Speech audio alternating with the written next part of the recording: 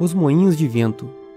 Além de serem bonitos, eles representaram um grande avanço tecnológico em sua época, e foram uma tecnologia-chave para que nossos ancestrais transformassem o poder do vento em trabalho útil, como na moagem de grãos e bombeamento d'água.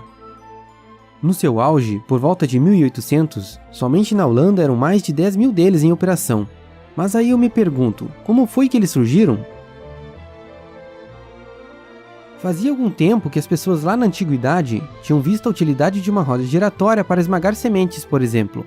Era de se esperar que em algum momento alguém pensasse em reduzir o esforço envolvido nessa tarefa, não é mesmo? Passando esse esforço para o vento ou para a água, utilizando as forças da natureza no trabalho pesado. E pensem comigo, a água e o vento são os meios mais viáveis e visíveis para empurrar uma pá presa em uma roda, não é mesmo? E como eles já estavam utilizando o vento para movimentar embarcações à vela, como os barcos ao longo do rio Nilo no Antigo Egito, era natural que essa ideia surgisse. E é extremamente provável também que diferentes versões desse tipo de dispositivo tenham sido inventadas simultaneamente em diferentes partes do mundo. Onde foi inventado o primeiro moinho de vento? A hipótese mais aceita atualmente aponta para a antiga Pérsia, atual Irã, entre os anos 700 e 900, onde ajudou os persas a moer grãos. Esta versão é reforçada por documentos e desenhos antigos que correspondem aos moinhos encontrados até hoje na região. E vocês podem ver que eram moinhos verticais, bem diferente dos famosos moinhos holandeses horizontais. Inclusive, muitos deles são utilizados até hoje. Eles funcionavam assim. O vento forte e constante da região era direcionado para uma abertura, de modo que somente uma das pás fosse empurrada. Isso permitia que o eixo girasse sem travar com a força do vento na pá contrária. No eixo central, ficavam fixos os raios de madeira que prendiam as velas, as pás do rotor. No início eram feitos de junco presos por cordas e depois por tábuas. E este eixo central de madeira se estendia para baixo até uma sala onde eram moídos os grãos. O eixo tinha um pino de metal na ponta que estava apoiado em uma cavidade sobre o bloco de madeira, forrado com uma almofada de panos encharcado de sebo. E era no pino de metal que a pedra de moagem era fixada, girando e moendo os grãos que eram despejados no furo central da pedra. Podemos ver que eles não eram muito eficientes, mas já conseguiam realizar o trabalho de muitas pessoas ou animais. Na verdade, sua eficiência foi calculada em torno de 50%, e com um vento de 30 metros por segundo, a potência seria equivalente a um motor de 16 HPs. E eles tinham a capacidade de moer 1 tonelada de grãos em 24 horas. Isso durante os 120 dias de temporadas de ventos. Então, com apenas um deles, era possível produzir 120 toneladas de farinha. Imagine o que é isso comparado a uma produção anual. E o design era tão robusto que praticamente não se alterou por 1000 anos. E à medida que esses povos aproveitavam a energia que o vento oferecia, a ideia dessas máquinas foi se espalhando, primeiro para as redondezas, no Oriente Médio, e depois para regiões como a China e a Europa entre os anos 1100 e 1300. Na China, os moinhos foram adaptados para funcionar com ventos de todas as direções, com as velas se ajustando automaticamente conforme o vento mudava de direção. Inclusive, este ajuste automático era muito interessante e simples. Uma outra característica interessante também é que ele permitia o controle da potência do moinho, levantando e abaixando o tecido de cada vela. Os chineses utilizaram esses moinhos principalmente para bombear água.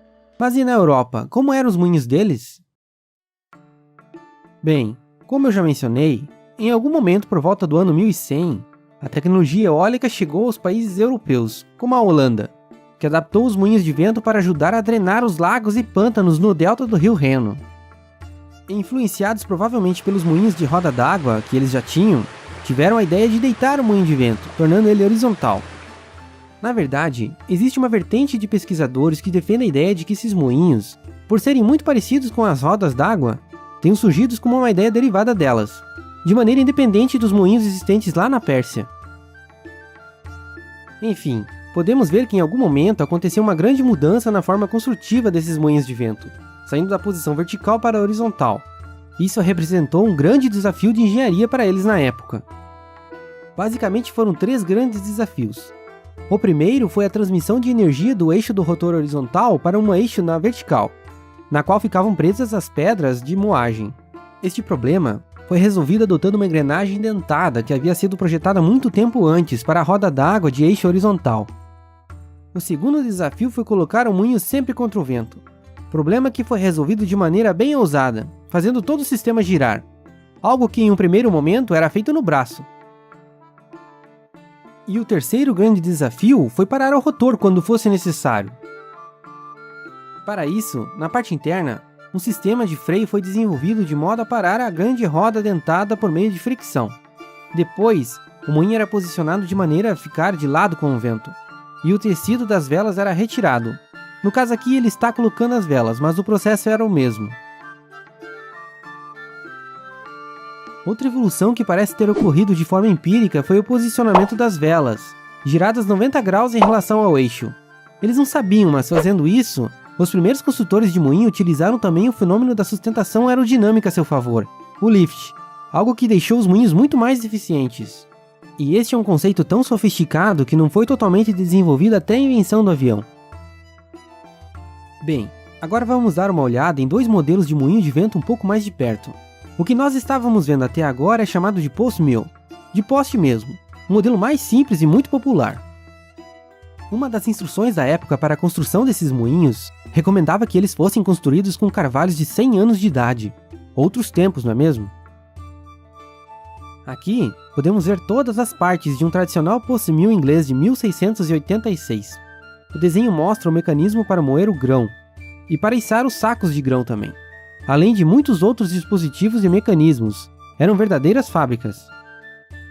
E sabe essa inclinação do eixo horizontal que alguns têm, de mais ou menos 10 graus? Ela permitia colocar as velas um pouco mais compridas. Isso aumentava um pouco a potência, e também distribuía melhor o peso e as forças do eixo e das velas sobre a estrutura.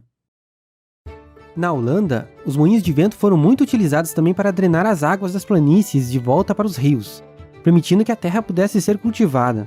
Aqui temos um esquemático desses post mill utilizados para isso. Notem essa roda d'água.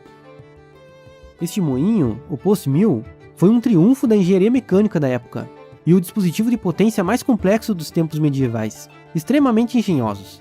Eles foram utilizados até meados de 1400, quando começaram a surgir os moinhos de torre, os tower mill. Para que os moinhos pudessem ficar maiores e mais potentes, os construtores tiveram que realizar novas alterações no projeto. A principal delas foi alterar a forma como os moinhos eram direcionados para o vento, fazendo com que apenas as velas e o eixo principal se movessem, e não mais toda a estrutura. Assim, somente a tampa do moinho se movia por meio de um trilho montado no topo da torre, uma cremalheira, que nesses modelos de moinho eram acionados manualmente com esse timão. Já os ingleses foram um pouco mais espertos e bolaram uma solução muito interessante para movimentar essa tampa automaticamente, que logo foi adotado em outros lugares, como Alemanha e Dinamarca. Eles colocaram outro pequeno moinho de vento na parte de trás, que era ligada por engrenagens na cremalheira da tampa principal da torre. Deste modo, caso o moinho estivesse fora da direção do vento, o moinho pequeno é que girava e acionava as engrenagens da tampa, reposicionando o moinho principal contra o vento. E para que esses moinhos fossem tão grandes, eles precisaram ser construídos também com pedras e tijolos, com uma base bem grande e fixa que permitia alcançar alturas enormes para a época, com grandes velas, os deixando também muito potentes. E eles ficaram tão grandes que em alguns lugares eles se tornaram a casa do moleiro, com os primeiros andares sendo de uma casa normal. Mas a combinação de tijolos na construção e o movimento das grandes velas criava uma combinação perigosa.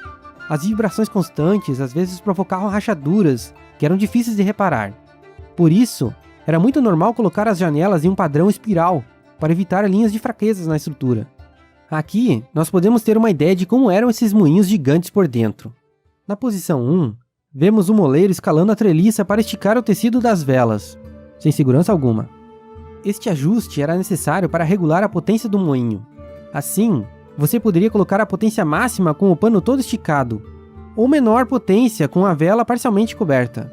Muito útil em dias de vento forte. Mas continuando, no ponto 2, temos o tampo que cobre o moinho e sustenta o eixo principal em 3, e a engrenagem com o freio em 4. Este eixo horizontal então gira e transfere energia para a engrenagem do eixo principal na vertical em 5, que movimenta uma série de dispositivos. Aqui em 6, vemos uma engrenagem secundária que aciona a pedra de moagem em 7, e até um martelo em 8. Lá no solo, na posição 9, uma bomba de irrigação também é acionada por meio do eixo principal, que possui na posição 10 um outro eixo disponível para acionar outros dispositivos. Os grãos armazenados no depósito da posição 11 eram levados para o andar superior por meio de um elevador de grãos ali na posição 12. Isso mesmo, até um elevador de carga tinha. Os grãos então caíam do elevador para o funil na posição 13, ou eram despejados por um operador, descendo pela calha 14 para o espaço entre as pedras de moer, onde finalmente saía farinha indo diretamente para o caixote de coleta na posição 15. Obviamente que com ventos mais fracos não tinha como ligar todos esses dispositivos ao mesmo tempo, então eles utilizavam um por vez. Muitas pessoas pensam que os moinhos de vento eram utilizados apenas para fazer farinha ou drenar água, mas eles também desempenhavam muitas outras funções. Na Holanda, além de drenar as planícies do excesso d'água, eles também serravam madeira, como este aqui, e também esmagavam sementes para produzir óleo, produziam pigmentos de tinturaria, eram utilizados nas fundições e na fabricação de tecidos. Eram verdadeiras fábricas e contribuíram para uma verdadeira revolução industrial na Idade Média. As serrarias eólicas, por exemplo, garantiram uma indústria de construção naval na Holanda que, por volta de 1650, produzia cerca de 150 navios por ano, uma potência naval. Mas com a entrada em operação das máquinas a vapor, esses grandes moinhos começaram a perder espaço. Mas isso mudaria novamente em 1854. Neste ano, foi inventado por Daniel Halliday um moinho de vento compacto, que era capaz de satisfazer as necessidades de uma fazenda em relação ao bombeamento de água. Era um moinho de vento americano, também chamado de motor eólico ou bomba d'água eólica. Bem, aqui temos a patente de Halliday de 1854. Era um moinho com 4 lâminas de madeira, que eram unidas por um eixo de ferro que transmitia o movimento para o sistema de bombeamento. Este modelo logo foi atualizado para a tradicional bomba d'água eólica autorregulada, com lâminas e torre de aço. Na verdade, depois da patente de Halliday surgiram diversos outros modelos desses moinhos. Eu escolhi este aqui por ser um modelo muito tradicional deles, e por possuir um sistema de controle de velocidade muito interessante e simples ao meu ver. Podem ver que o eixo do rotor é um pouco deslocado em relação ao centro da estrutura e do leme. E que aqui tem uma mola prendendo o rotor e o leme. Assim, quando o vento fica muito forte, ele acaba inclinando o rotor para o lado, o que tira ele da direção do vento e faz com que a velocidade diminua, mas o leme continua alinhado com o vento.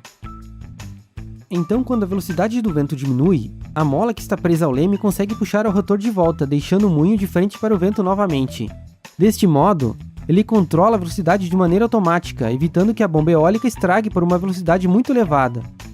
Em 1930, no auge da aplicação deste moinho de vento americano, chegaram a ter mais de 800 mil unidades em uso somente deste modelo, a Aeromotor Windmill, da empresa Aero Motor Company. E olhem só, a invenção desta bomba d'água eólica também foi crucial para os trens a vapor da época, que precisavam de água para funcionar, algo que nem sempre estava disponível no oeste americano, por exemplo.